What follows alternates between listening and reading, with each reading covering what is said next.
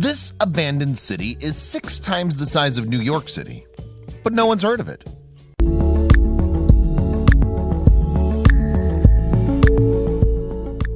According to the Myanmar government, the new city was intended to create a better functioning capital for Myanmar.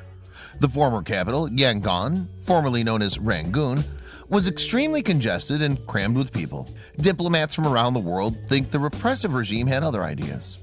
Some speculated that government leaders wanted to move away from the densely populated city of Yangon because of the possibility of an uprising. Others thought that the regime simply wanted to move the capital inland to protect the city from an assault from the sea. According to leaked cables from the US government, the move to the planned city was rocky at best.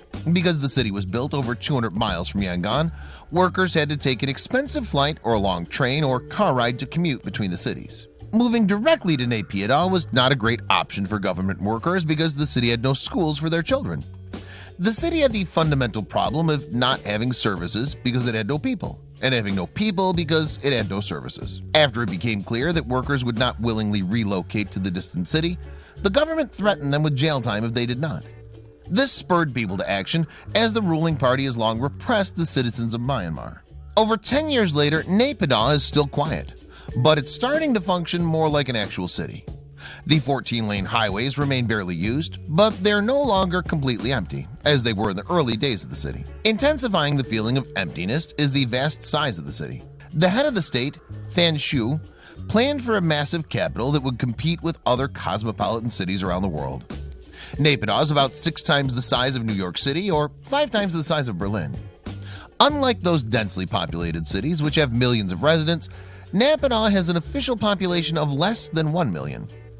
Even the hotels in this strange city are empty. Myanmar is more open to tourists than it has been in previous years, though traveling through the country is still more difficult than most places. Because Naypyidaw has no historical significance and few inhabitants, tourists chose to skip the official capital in favor of more bustling places like Yangon. Naypyidaw was once a barely functioning ghost town, but it started to gain traction as people are forcibly relocated there. It's still uncertain whether the city will ever be able to compete with Yangon as a tourist destination. The military and civil servants, both of whom receive higher salaries and better accommodations than average workers, have started to embrace life in the official capital. Average workers show up to make a living, but are unenthusiastic about their new home. It'll be interesting to observe if Naypyidaw struggles through its growing pains or collapses under the strain of underpopulation.